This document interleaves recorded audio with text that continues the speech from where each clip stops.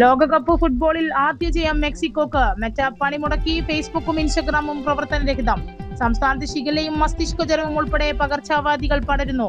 രണ്ടാഴ്ചക്കുള്ളിൽ 24 മരണം. ശബരിമല സ്വർണ്ണക്കവർച്ച കേസിൽ പ്രതിസ്ഥാനത്ത് നിൽക്കുന്ന സ്മാർട്ട് ക്രിയേഷൻസിന്റെ വക്കീലിന് പ്രത്യേക നിയമനം നൽകി UDF സർക്കാർ ദുരൂഹത.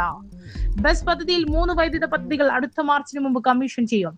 കോൺഗ്രസിന് കനത്ത തിരിച്ചടി. മീനാക്ഷി നടരാജൻ സമർപ്പിച്ച ഹർജി സുപ്രീം കോടതി തള്ളി.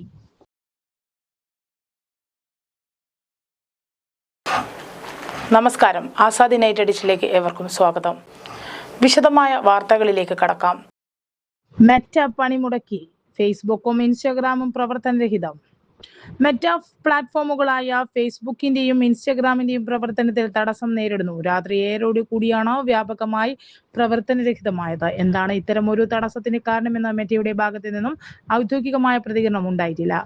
ഉടൻ തന്നെ അവരുടെ ഭാഗത്തു നിന്നും പ്രതികരണം ഉണ്ടാകുമെന്ന പ്രതീക്ഷയിലാണ് ഉപഭോക്താക്കൾ.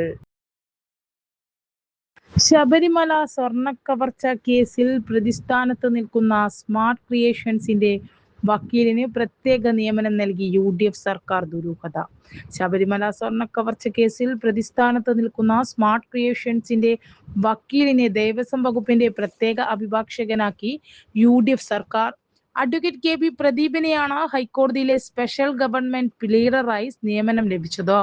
നിയമന ഉത്തരവ് സർക്കാർ പുറത്തിറക്കി.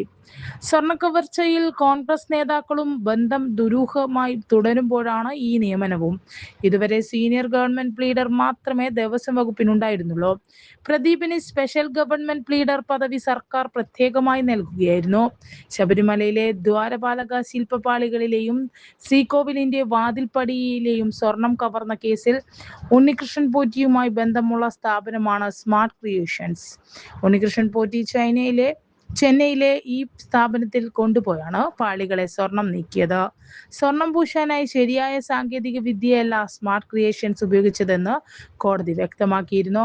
2019 പാളിയിൽ നിന്നും സ്വർണം വേർതിരിക്കാനുള്ള സാങ്കേതിക വിദ്യ സ്മാർട്ട് ക്രിയേഷൻസിനുണ്ടായിരുന്നില്ല.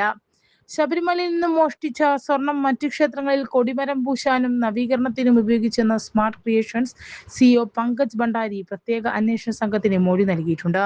2020 മുതൽ സ്മാർട്ട് ക്രിയേഷൻസ് ഏറ്റെടുത്ത നിർമ്മാണങ്ങളും കേസിന്റെ ഭാഗമായി അന്വേഷണ പരിധിയിലാണ്. ഇത്രയും വിവാദമായ സ്ഥാപനത്തിന്റെ സ്വന്തം വക്കീലിന് അധികാരമേറ്റെടുത്ത ഉടൻ പ്രത്യേക നിയമനം നൽകിയ നടപടി UDF സർക്കാരിനെ സംശയനിഴലിലാക്കിയിട്ടുണ്ട്. രാജ്യസഭാ തെരഞ്ഞെടുപ്പിൽ നാമനിർദ്ദേശ പത്രിക തള്ളിയതിനെതിരെ സുപ്രീം കോടതിയിൽ മീനാക്ഷി നടരാജൻ സമർപ്പിച്ച ഹർജിയിൽ കോൺഗ്രസിന് തിരിച്ചടി. നാമനിർദ്ദേശ പത്രിക നിരസിച്ച വരണാധികാരിയുടെ നടപടിയിൽ ഇടപെടാനാകില്ലെന്ന് നിരീക്ഷിച്ച സുപ്രീം കോടതി മീനാക്ഷി നടരാജന്റെ ഹർജി തള്ളി. പത്രികാ വിഷയത്തിൽ തീരുമാനമെടുക്കേണ്ടത് കേന്ദ്ര തെരഞ്ഞെടുപ്പ് കമ്മീഷനാണെന്ന് കോടതി പറഞ്ഞു. ജസ്റ്റിസ് PK മിശ്ര അധ്യക്ഷനായ ബെഞ്ചിന്റേതാണ് വിധി. കോൺഗ്രസിന് കനത്ത തിരിച്ചടിയായാണ് കോടതി വിധിയിലൂടെ ഉണ്ടായിരിക്കുന്നത്. മധ്യപ്രദേശിൽ നിന്നുമുള്ള രാജ്യസഭാ തെരഞ്ഞെടുപ്പിൽ പത്രിക തള്ളിയതിനെതിരെയാണ് മീനാക്ഷി കോടതിയെ സമീപിച്ചത്. 3 സീറ്റുകളിലേക്കുള്ള വോട്ടെടുപ്പ് ജൂൺ 18 നടക്കാനിരിക്കെയാണ് അടിയന്തര ഇടപെടൽ ആവശ്യപ്പെട്ട് കോൺഗ്രസ് കോടതിയെ സമീപിച്ചത്. പത്രിക തള്ളിയ നടപടി നിയമവിരുദ്ധമാണെന്ന് ചൂണ്ടിക്കാട്ടി കോടതിയുടെ അവധിക്കാല ബെഞ്ചിലാണ് ഹർജി നൽകിയത്. ലോകകപ്പ് ഫുട്ബോളിൽ ആദ്യ ജയം മെക്സിക്കോക്ക്. മെക്സിക്കോ തിരമാലകളിൽപ്പെട്ട് വുവുസേലകൾ നിലച്ചു. സ്വന്തം കളത്തിൽ മേനോട് നടന്ന മെക്സിക്കോ 2 ഗോളിന് ദക്ഷിണാഫ്രിക്കയെ കീഴടക്കി.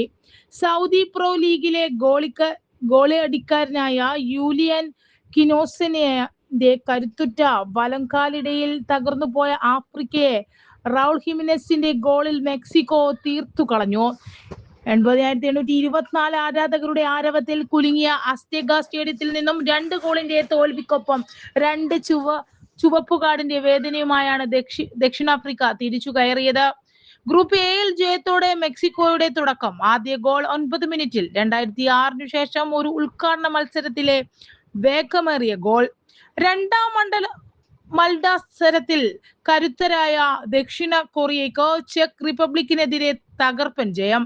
ഗ്രൂപ്പ് എയിലെ രണ്ടാം മത്സരത്തിൽ 1-നെതിരെ 2 ഗോളുകൾക്കാണ് ചെക്ക് റിപ്പബ്ലിക്കിനെ അടിയറവ് വെപ്പിച്ചത്. ലോകകപ്പിൽ ആദ്യമായാണ് ഇരു ടീമുകളും ഏറ്റുമുട്ടുന്നത്. മത്സരത്തിലുടനീളം സൺ ഹ്യൂങ് മിന്നും സംഘവും ആധിപത്യം പുലർത്തി. പല അവസരങ്ങളിലും കൊറിയൻ മുന്നേറ്റ നിര ഗോൾ മുഖത്തേക്ക് ഇരച്ചെത്തിയെങ്കിലും ലീഡ് എടുക്കാനായില്ല. കഴിഞ്ഞ 4 ലോകകപ്പ് പതിപ്പുകൾക്കിടയിൽ ഇതാദ്യമായാണ് ദക്ഷിണ കൊറിയ ഒരു വിജയത്തോടെ തങ്ങളുടെ പോരാട്ടം ആരംഭിക്കുന്നത്. 20 വർഷത്തെ ഇടവേളയ്ക്ക് ശേഷമായിരുന്നു ചെക്ക് റിപ്പബ്ലിക് ലോക കപ്പിനെത്തുന്നത്. ബസ് പദ്ധതിയിൽ 3 വൈദ്യുത പദ്ധതികൾ അടുത്ത മാർച്ചിന് മുൻപ് കമ്മീഷൻ ചെയ്യും. വൈദ്യുതി മുടക്കം, വോൾട്ടേജ് ക്ഷാമം, മഴക്കാലത്തെ പ്രശ്നങ്ങൾ എന്നിവ സംബന്ധിച്ച് ജനങ്ങൾക്ക് പരാതികൾ പെട്ടെന്ന് പരിഹാരം കാണാൻ എംഎൽഎയുടെ നേതൃത്വത്തിലുള്ള നിയോജക മണ്ഡല തല കമ്മിറ്റികൾ സജീവമാക്കണമെന്ന് വൈദ്യുതി മന്ത്രി അഡ്വക്കേറ്റ് സണ്ണി ജോസഫ് കണ്ണൂർ, കാസർഗോഡ്, വയനാട് ജില്ലകളിൽ ഉൾപ്പെട്ട KSEBയുടെ ഉത്തര മലബാർ മേഖലാ പ്രവർത്തനങ്ങൾ അവലോകനം ചെയ്യാൻ വിളിച്ച യോഗത്തിൽ സംസാരിക്കുകയായിരുന്നു മന്ത്രി. ജനങ്ങൾ ഫോൺ വഴി ഉന്നയിക്കുന്ന പരാതികൾക്ക് പരിഹാരം കാണാൻ ഉദ്യോഗസ്ഥർ കൂടുതൽ ജാഗ്രത പുലർത്തണം. പകൽ സമയത്ത് സൗരോർജ്ജ ബാറ്ററിയിൽ സ്റ്റോർ ചെയ്ത് രാത്രി പീക്ക് സമയങ്ങളിൽ വിതരണം ചെയ്യുന്ന ബാറ്ററി എനർജി സ്റ്റോറേജ് സിസ്റ്റം പദ്ധതിയിൽ 3 പദ്ധതികൾ അടുത്ത മാർച്ചിന് മുമ്പ് കമ്മീഷൻ ചെയ്യാൻ കഴിയുമെന്ന് യോഗത്തിൽ വൈദ്യുതി വകുപ്പ് ഉദ്യോഗസ്ഥർ അറിയിച്ചു. ഇതിൽ കേരളത്തിലെ ആദ്യത്തെ ബസ് പദ്ധതി കാസർഗോഡ് മൈലാട്ടിയിൽ ഈ ഡിസംബറിൽ കമ്മീഷൻ ചെയ്യും. 125 മെഗാവാട്ടാണ് രാത്രി 4 മണിക്കൂർ നേരം വിതരണം ചെയ്യാനായി ഈ പദ്ധതിയിൽ നിന്നും ഉൽപ്പാദിപ്പിക്കുക. കണ്ണൂരിലെ ശ്രീകണ്ഠാപുരം പദ്ധതിക്ക് 160 MWH ശേഷിയും കാസർകോട്ടെ മുള്ളേരിയയിലേതിന് 60 MWH ശേഷിയുമാണുള്ളത്. സർക്കാർ സ്ഥലം മാത്രം വിട്ടു നൽകി സ്വകാര്യ കമ്പനി സൗരോർജ്ജം സംഭരിച്ച് രാത്രിയിലെ 4 മണിക്കൂർ നേരം വിതരണം ചെയ്യുന്ന പദ്ധതിയാണിത്. ഇതുമൂലം സർക്കാരിന് യൂണിറ്റിന് 7 രൂപയുടെ അടുത്ത് മാത്രമേ ചെലവ് വരുന്നുള്ളൂ. കണ്ണൂർ നഗരത്തിൽ KSEB അധികൃതർ ലൈനിലേക്ക് ചാന മരച്ചിലകൾ വെട്ടി റോഡിൽ ഉപേക്ഷിച്ചു പോകുന്ന സംഭവമുണ്ടെന്ന് കണ്ണൂർ MLA TO മോഹനൻ ചൂണ്ടിക്കാട്ടി. 100 കണക്കിന് KSEB പോസ്റ്ററുകൾ കോർപ്പറേഷൻ ഭൂമിയിൽ അനാഥമായി സ്ഥലം മുടക്കി കിടക്കുന്നുണ്ടെന്ന് advocate mayor TO Mohanan advocate P Indira പറഞ്ഞു. കല്യാശ്ശേരി മണ്ഡലത്തിലെ 5 ഗ്രാമപഞ്ചായത്തുകളിൽ ഓവർലോഡ് കാരണം വൈദ്യുതി മുടങ്ങുന്ന സ്ഥിതിയുണ്ടെന്നും 33 kV സബ്സ്റ്റേഷൻ അടിയന്തരമായി സ്ഥാപിക്കണമെന്നും വിജിൻ MLA ഉന്നയിച്ചു. കൂടുതൽ ഉപഭോക്താക്കൾ സോളാറിലേക്ക് മാറുമ്പോൾ താങ്ങാനുള്ള ശേഷി ട്രാൻസ്ഫോമറുകൾക്ക് ഇല്ലെന്നും ട്രാൻസ്ഫോമറുകളുടെ ശേഷി വർദ്ധിപ്പിക്കണമെന്നും തലശ്ശേരി MLA കാരായി രാജൻ ആവശ്യപ്പെട്ടു. പാറാട് കല്ലിക്കണ്ടി ഭാഗത്ത് നിർദ്ദേശിക്കപ്പെട്ട 110 kV സബ്സ്റ്റേഷനിൽ സ്ഥാപിക്കണമെന്ന് Koothuparamba MLA PK Praveen ഉന്നയിച്ചു. കോളയാട് ഗ്രാമപഞ്ചായത്തിലെ വനമേഖലയിൽ കൂടി കടന്നുപോകുന്ന വൈദ്യുതി ലൈനിലേക്ക് ചാനമരം വെട്ടാൻ വനംവകുപ്പ് അനുമതി ആവശ്യമുന്നയിക്കണമെന്ന് ഇക്കാര്യത്തിൽ തീരുമാനമുണ്ടാക്കണമെന്നും മട്ടന്നൂർ MLA VS സനോജ് പറഞ്ഞു. വയനാട് ജില്ലയ്ക്ക് വൈദ്യുതി ഭവൻ അടിയന്തരമായി വേണമെന്ന് സുൽത്താൻ ബത്തേരി MLA C ബാലകൃഷ്ണൻ ആവശ്യപ്പെട്ടു. 3 ജില്ലകളിലെയും പ്രശ്നങ്ങളും വെല്ലുവിളികളും ഉദ്യോഗസ്ഥർ മന്ത്രിക്ക് മുമ്പാകെ ഉന്നയിച്ചു. മഴക്കാലത്ത് രാത്രിയിൽ ഒരു അധിക ലൈൻമാന്റെ ഡ്യൂട്ടി അനുവദിക്കാനുള്ള പ്രപ്പോസൽ തയ്യാറാക്കി നൽകാൻ മന്ത്രി സണ്ണി ജോസഫ് നിർദ്ദേശം നൽകി. യോഗത്തിൽ MLA മാരായ KV സുമേഷ്, V കുഞ്ഞികൃഷ്ണൻ, വയനാട് ജില്ലാ panchayat president Chandrika Krishnan, KSEB north Malabar region chief engineer TS Jayashree, മറ്റ് വൈദ്യുത ഉദ്യോഗസ്ഥർ എന്നിവർ പങ്കെടുത്തു. ബാലവേല വിരുദ്ധ വാരാചരണവുമായി തൊഴിൽ വകുപ്പ്. ബാലവേല ശ്രദ്ധയിൽപ്പെട്ടാൽ 049727003533 നമ്പറിൽ അറിയിക്കാം. ലോക ബാലവേല വിരുദ്ധ ദിനമായ ജൂൺ 12 മുതൽ ഒരാഴ്ചക്കാലം ജില്ലയിൽ ഊർജിതമായ ബാലവേല നിർമ്മാർജ്ജന പ്രവർത്തനങ്ങളുമായി തൊഴിലുറപ്പ്. ജില്ലയിലെ വ്യാപാര വ്യവസായ സ്ഥാപനങ്ങൾ, ഹോട്ടലുകൾ, റെസ്റ്റോറന്റുകൾ, ഫാക്ടറികൾ, കെട്ടിട നിർമ്മാണ സൈറ്റുകൾ തുടങ്ങിയ തൊഴിലിടങ്ങൾ അസിസ്റ്റന്റ് ലേബർ ഓഫീസർമാരുടെ വിവിധ സ്ക്വാഡുകൾ കർശന പരിശോധന നടത്തുമെന്ന് ജില്ലാ ലേബർ ഓഫീസർ G ജയേഷ് അറിയിച്ചു. ഇതര സംസ്ഥാന തൊഴിലാളികൾ കൂടുതലായി ജോലി ചെയ്യുന്ന തൊഴിലിടങ്ങളിലും താമസ സ്ഥലങ്ങളിലും പരിശോധനയും ബാലവേല വിരുദ്ധ ബോധവൽക്കരണവും നടത്തും. ബാലവേല ശ്രദ്ധയിൽപ്പെട്ടാൽ തൊഴിലുടമകൾക്കെതിരെ കർശനമായ നിയമ നടപടികൾ സ്വീകരിക്കും. 6 മാസം മുതൽ 2 വർഷം വരെ തടവും 20,000 രൂപ മുതൽ 50,000 രൂപ വരെ പിഴയുമാണ് കുട്ടികളിലെ ജോലിക്ക് നിയോഗിക്കുന്നവർക്കുള്ള ശിക്ഷ. ബാലവേല ശ്രദ്ധയിൽപ്പെട്ടാൽ ജില്ലാ ലേബർ ഓഫീസിൽ വിവരം അറിയിക്കാം. Phone number 049727000353.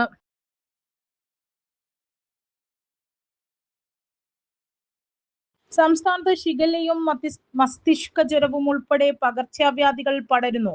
2 ആഴ്ചയ്ക്കുള്ളിൽ 24 മരണം. സംസ്ഥാനത്ത് കാലവർഷം കനത്തതോടെ വിവിധ ജില്ലകളിൽ പകർച്ചവ്യാധി വ്യാപന നിയന്ത്രണം വെല്ലുവിളിയായി തുടരുന്നു. ഷിഗല്ല, മസ്തിഷ്ക ജ്വരം, ചിക്കൻ ഗുനിയ, എലിപ്പനി, ഹെപ്പറ്റൈറ്റിസ് എ തുടങ്ങിയ രോഗങ്ങളാണ് വ്യത്യസ്ത ജില്ലകളിലായി വ്യാപിക്കുന്നത്. ഇതിനിടയിൽ നിപ്പ കൂടി റിപ്പോർട്ട് ചെയ്തതോടെ ആശങ്ക തീവ്രമായി.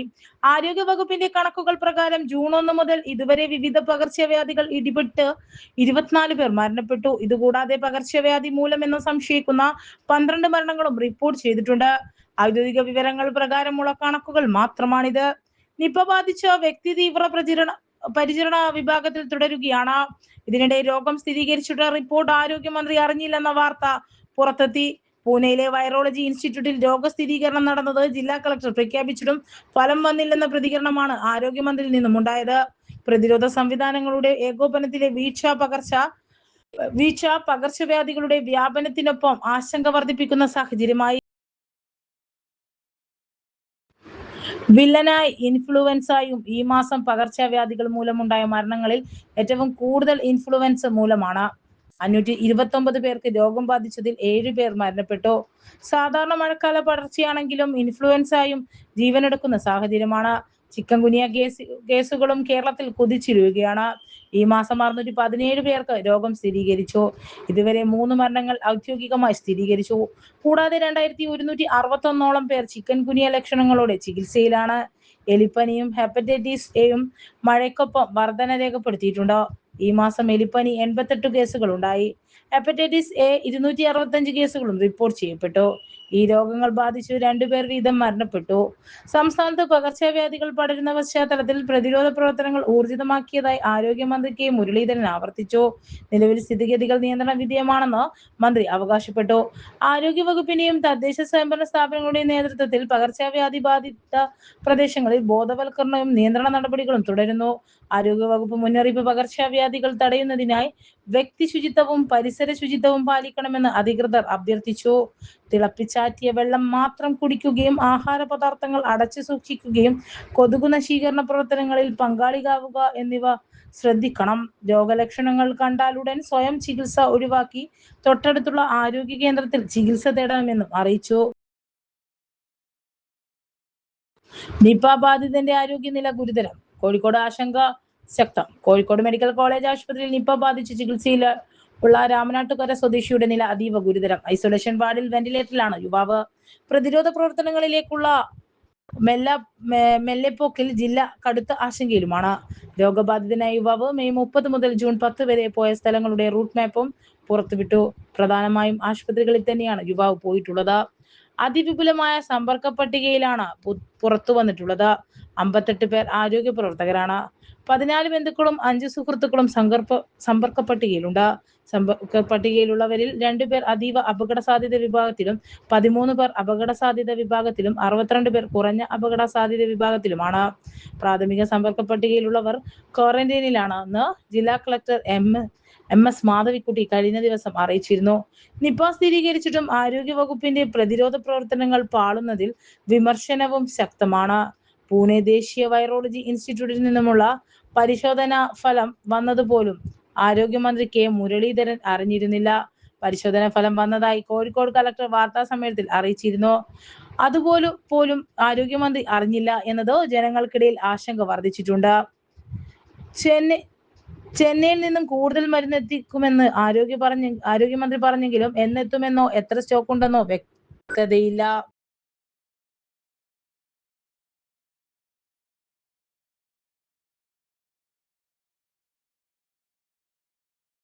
ഇത്ര വലിയ ഇഷ്യൂ ആക്കണ്ട, എനിക്ക് മെസ്സേജ് കിട്ടിയില്ല. നിപ സ്ഥിരീകരണത്തിൽ കളക്ടറെ പഴിച്ചു ആരോഗ്യമന്ത്രി. കോഴിക്കോട്ടെ യുവാവിന്റെ നിപ രോഗബാധ സ്ഥിരീകരണം അറിയാതെ പോയതിൽ ജില്ലാ കളക്ടറെ പഴിച്ചു ആരോഗ്യമന്ത്രി കെ മുരളീധരൻ. പൂനെ ദേശീയ വൈറോളജി ഇൻസ്റ്റിറ്റ്യൂട്ടിൽ നിന്നുമുള്ള പരിശോധനാ ഫലം വന്നതുപോലും അറിയാതെ മന്ത്രി വാർത്താ സമ്മേളനത്തിൽ നടത്തിയ സർക്കാരിനാകെ നാണക്കേടായിരുന്നു. ഇത് സംബന്ധിച്ച മാധ്യമങ്ങളുടെ ചോദ്യത്തോടായിരുന്നു മുരളീധരന്റെ പ്രതികരണം. പുതിയ കളക്ടറാണ്, മന്ത്രിയെ അറിയിച്ചിട്ട് വേണം പരിശോധനാ ഫലം പുറത്തു വരേണ്ടത് എന്ന കാര്യം അവർ ഓർത്തില്ല. 6 മണിക്കാണ് എനിക്ക് മെസ്സേജ് കിട്ടുന്നത്. ഞാൻ വാർത്താ സമ്മേളനം നടത്തുമ്പോൾ രോഗബാധ സ്ഥിരീകരിച്ചെന്ന റിപ്പോർട്ട് ലഭിച്ചിട്ടില്ല. ഇത് ഇത്ര വലിയ ഇഷ്യൂ ആക്കണ്ട, മുരളീധരൻ പറഞ്ഞു. ഉച്ചയ്ക്ക് തന്നെ പൂനെയിൽ നിന്നും രോഗബാധ സ്ഥിരീകരിച്ചതായുള്ള റിപ്പോർട്ട് വന്നിരുന്നുവെന്നാണ് കഴിഞ്ഞ ദിവസം ജില്ലാ കളക്ടർ MS മാധവിക്കുട്ടി പറഞ്ഞത്. പൂനെയിൽ നിന്നുമുള്ള ഫലം വന്നില്ലെന്ന് വൈകുന്നേരം ആരോഗ്യമന്ത്രി പറഞ്ഞതിന് പിന്നാലെയായിരുന്നു ജില്ലാ കളക്ടറുടെ വാർത്താ സമ്മേളനം. സൂക്ഷ്മതലത്തിൽ പ്രതിരോധ പ്രവർത്തനങ്ങൾ അനിവാര്യമായിരിക്കെ സർക്കാരിന്റെ ഏകോപനമില്ലായ്മയാണ് മന്ത്രിയുടെ നിരുത്തരവാദപരമായ പ്രസ്താവനയിൽ വെളിവായത്. രോഗപ്രതിരോധത്തിനായി സർക്കാർ യോഗതലത്തിൽ കാര്യമായ ഇടപെടൽ നടത്താത്തതിൽ ജനങ്ങൾക്കിടയിൽ ആശങ്ക ശക്തമാണ്. രോഗബാധ സ്ഥിരീകരിച്ച് 3 ദിവസമായിട്ടും ഒരു മന്ത്രി പോലും കോഴിക്കോട്ടെത്തിയിട്ടില്ല. തിരുവനന്തപുരത്ത് മന്ത്രിയോഗം ഓഫീസിൽ അവലോകന യോഗം നടത്തിയതും വിമർശനത്തിനിടയാക്കി. മുൻപ് 2 തവണ നിപ കണ്ടെത്തിയപ്പോഴും അന്നത്തെ ആരോഗ്യമന്ത്രിമാർ അതോടടുത്ത് നേരിട്ടെത്തി ഉന്നതതല യോഗം ചേർന്നിരുന്നു. ചെന്നൈയിൽ നിന്നും കൂടുതൽ മരുന്ന് എത്തിക്കുമെന്ന് ആരോഗ്യമന്ത്രി പറഞ്ഞെങ്കിലും എന്നെത്തുമെന്നോ എത്ര സ്റ്റോക്ക് ഉണ്ടാകുമെന്നോ വ്യക്തതയില്ല. മുൻപ് നിപ ഭീതി ഉണ്ടായ ഘട്ടത്തിൽ കണ്ടെയ്ൻമെന്റ് സോൺ നിശ്ചയിക്കുന്നതിലടക്കം മന്ത്രിമാരായ കെ ശൈലജയും വീണ ജോർജും പങ്കാളികളായാണ്. ആരോഗ്യ പ്രവർത്തകർക്ക് ആത്മവിശ്വാസമേകിയിരുന്നു. LDF സർക്കാരിന്റെ മികച്ച മാതൃക മുമ്പിലുള്ളപ്പോഴാണ് പുതിയ ആരോഗ്യമന്ത്രി കഴിവുകേട് പ്രകടമാക്കിയത്. കള്ളൻ വക്കീലിനെ താക്കോലേൽപ്പിക്കരുത് ബിനോയ് വിശ്വം. തിരുവനന്തപുരം ശബരിമല സ്വർണ്ണക്കള്ളക്കേസിൽ പ്രതിയുടെ വക്കീലിനെ ദേവസ്വത്തിന്റെ വക്കീലാക്കിയ നടപടി ഉടൻ റദ്ദാക്കണമെന്ന് CPM സംസ്ഥാന സെക്രട്ടറി ബിനോയ് വിശ്വം ആവശ്യപ്പെട്ടു. രാഷ്ട്രീയ നേട്ടത്തിനു വേണ്ടി നാട് മുഴുവൻ സ്വർണം കെട്ടവരാരപ്പ എന്ന പാട്ടുപാടി നടന്നവർ ഇപ്പോൾ കട്ടവരുടെ വക്കീലിനെ തന്നെ താക്കോലേൽപ്പിച്ചതാണ് കേരളം കണ്ടത്. സ്മാർട്ട് ക്രിയേഷൻസ് ഉടമ പങ്കജ് ഭണ്ഡാരിയും സ്വർണ്ണക്കൊള്ളയുടെ മുഖ്യ സൂത്രധാരകൻ ഉണ്ണികൃഷ്ണൻ പോറ്റിയും തമ്മിലുള്ള ബന്ധം അറിയാത്തവരെ ആരുമില്ല. ആ പങ്കജ് ഭണ്ഡാരിക്കു വേണ്ടി കോടതിയിലും പുറത്തും ഘോരം വാദിച്ച KV പ്രദീപ് എന്ന അഭിഭാഷകനായിരിക്കും ഇനി ദേവസ്വം വകുപ്പിനു വേണ്ടി വാദിക്കുക. ഈ നിയമനത്തിന്റെ ഉത്തരവാദിത്വം മന്ത്രിക്കാണെന്ന് ദേവസ്വം മന്ത്രി വ്യക്തമാക്കി കഴിഞ്ഞതായി ബിനോയ് വിശ്വം പ്രസ്താവനയിൽ ചൂണ്ടിക്കാട്ടി.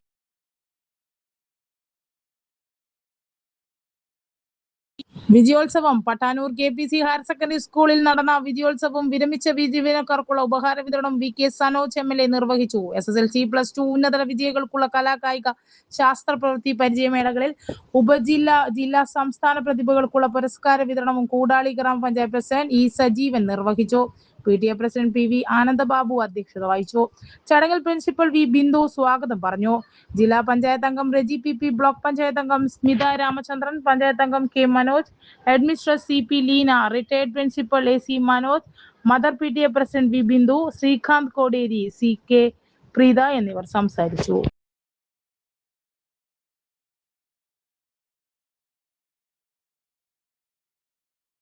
ദേശീയ തിളക്കത്തിൽ നാദമുരളി. കലാമേഖലയിലെ സമഗ്ര സംഭാവനയ്ക്ക് കേന്ദ്ര സർക്കാരിന്റെ കേന്ദ്ര ആസൂത്രണ കമ്മീഷന്റെ കീഴിലുള്ള ഭാരത് സേവക് സമാജ് ദേശീയ അവാർഡ് നാദമുരളിക്ക്. തിരുവനന്തപുരം കവടിയാർ സദ്ഭവന ഓഡിറ്റോറിയത്തിൽ ചെയർമാൻ BS ബാലചന്ദ്രൻ നാദമുരളിക്ക് അവാർഡ് സമ്മാനിച്ചു. കന്യാർ ജില്ലയിൽ കുറ്റ്യാട്ടൂർ ഗ്രാമപഞ്ചായത്തിലെ പവനൂർ സ്വദേശിയായ നാദമുരളി 40 വർഷത്തോളമായി കലാപ്രവർത്തന രംഗത്ത് സജീവമാണ്. പ്രതികൂലമായ ജീവിത സാഹചര്യത്തിൽ നിന്നും പൊതിയിലാണ് കലാപ്രവർത്തനം ആദ്യകാലങ്ങളിൽ നടത്തിയത്. നൃത്തവേദികളിലും നാടകവേദികളും കീബോർഡ് ആർട്ടിസ്റ്റായി പ്രവർത്തിക്കുന്നതിനിടയിൽ തന്നെ നാടക അഭിനയം, സംവിധാനം, സംഗീത സംവിധാനം എന്നീ രംഗങ്ങളിൽ പ്രവർത്തിച്ചിട്ടുണ്ട്. 25 വർഷമായി മയിൽ കേന്ദ്രീകരിച്ച് പ്രവർത്തിക്കുന്ന നാദം കലാക്ഷേത്രത്തിന്റെ ഡയറക്ടറാണ്. 2018 Kerala folklore academy award, Navapuram കലാകോവിദ പുരസ്കാരം ഉൾപ്പെടെ നിരവധി അംഗീകാരങ്ങൾ ലഭിച്ചിട്ടുണ്ട്. അച്ഛൻ പരേതനായ നാരായണൻ, അമ്മ ലക്ഷ്മി. കലാകാരിയും യോഗ ട്രെയിനറുമായ രജിത മുരളിയാണ് ഭാര്യ. മകൾ അനശ്വര മുരളി വിദ്യാർത്ഥിനിയാണ്. KV സുമേഷ് MLAയുടെ പ്രത്യേക വികസന ഫണ്ടിൽ ഉൾപ്പെടുത്തി പുതിയ തെരുവിൽ നിർമ്മിച്ച ബസ് കാത്തിരിപ്പ് കേന്ദ്രത്തിന്റെ ഉദ്ഘാടനം KV സുമേഷ് MLA നിർവഹിച്ചു. ചിറക്കൽ ഗ്രാമപഞ്ചായത്ത് പ്രസിഡന്റ് K മോഹനൻ അധ്യക്ഷനായി.